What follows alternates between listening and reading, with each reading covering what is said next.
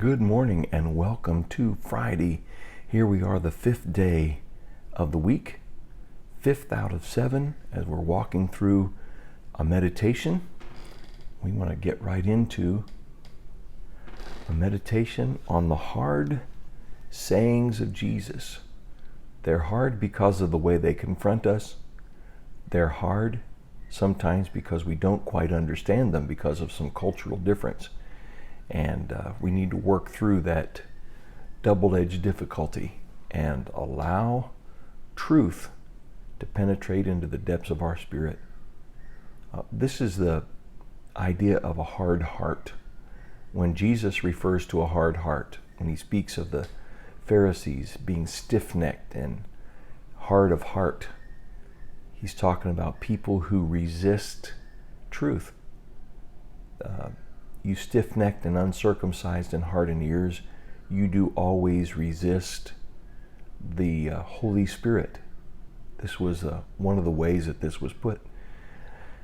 It's that resistance up against this uncomfortable feeling that happens when we feel confronted by the truth.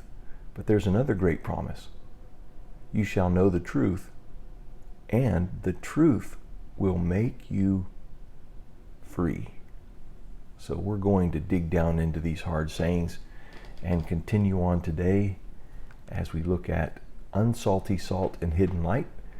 Yesterday we looked at the town of Sepphoris that was known as a city set on a hill. Everybody around the Sea of Galilee, in fact to this day, you can look to the northeast, and from Tiberias, if you happen to be facing the proper direction of one of the hotels, you can see the lights of the town of Sepphoris many miles away to the northwest.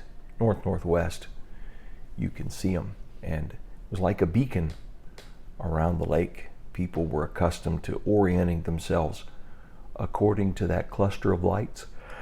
That's just the phenomenon of a city on a hill. We're going to look now at Matthew 5:14 and go on.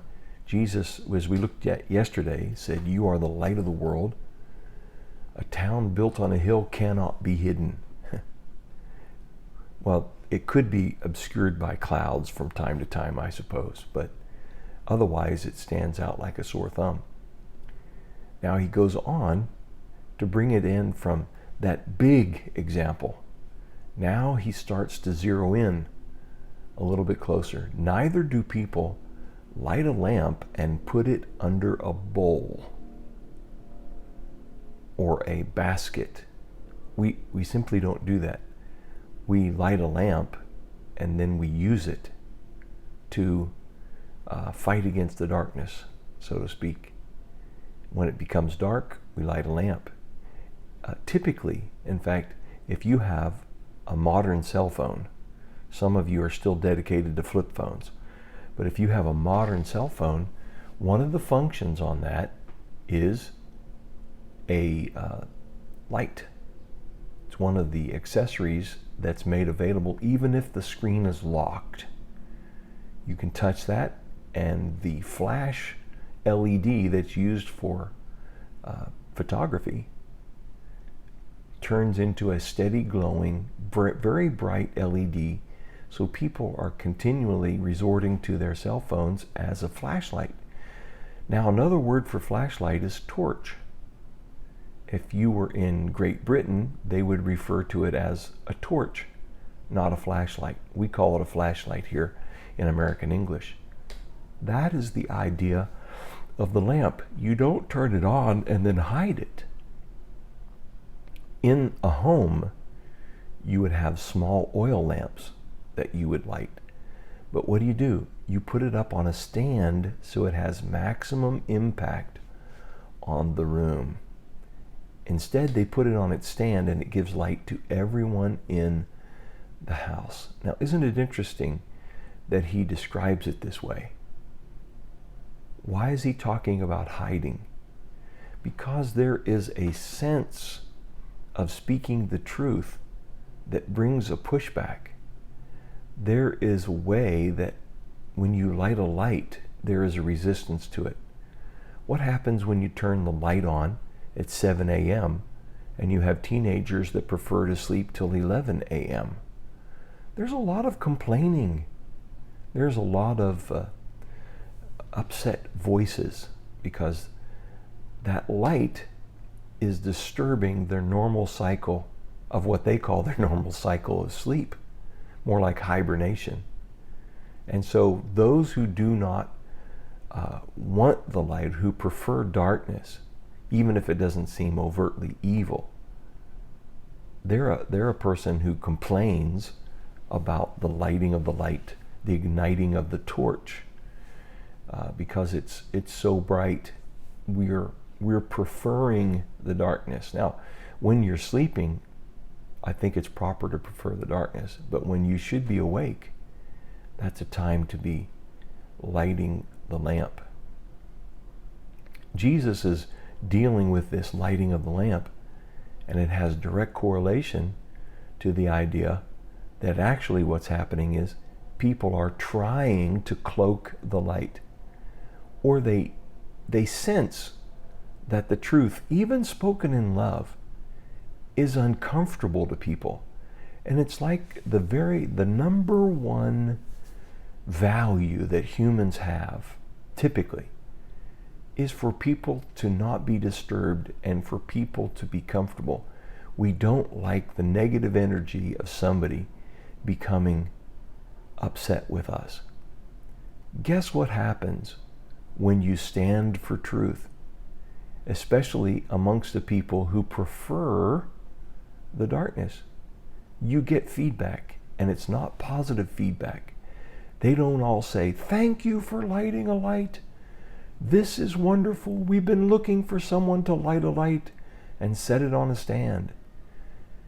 It's like there's a voice coming from the tents, from the houses. Who disturbs my slumber? Who has dared to ignite this light? We prefer the darkness, and Jesus knows this. He's already witnessed and sensed this uncomfortableness amongst people, amongst his people, the people of Israel. He says, you take this light, you light it, and you put it on a stand so that everybody in the house can benefit from it. Remember this, we're the light of the world. Jesus has tasked us with this. And the light that he offers, even if it brings grumbling and complaints, is exactly what everybody, without exception, needs. They need the light because they're in darkness. So let's remember, we don't hide it under a bushel. I remember that old song we used to sing in kids' church when I was a kid. And that was, hide it under a bushel? No, I'm going to let it shine. That was an appropriate song in Jesus' day. It's an appropriate song in our day. We are called together as the church to be a city on a hill that cannot be hidden. We're also called individually to light a lamp, a small lamp, and put it on the stand and let other people benefit from it, even if they don't initially see the evidence. That's something to consider.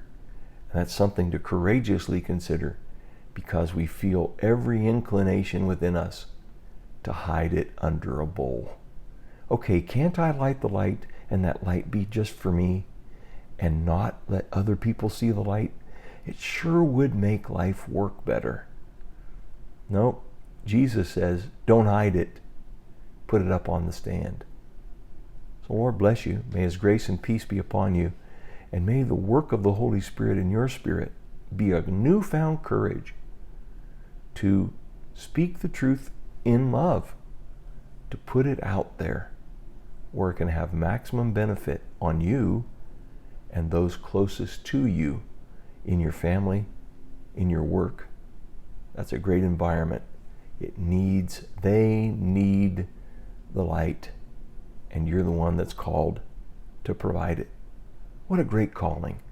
And the Lord bless you in that calling. Until tomorrow, grace and peace.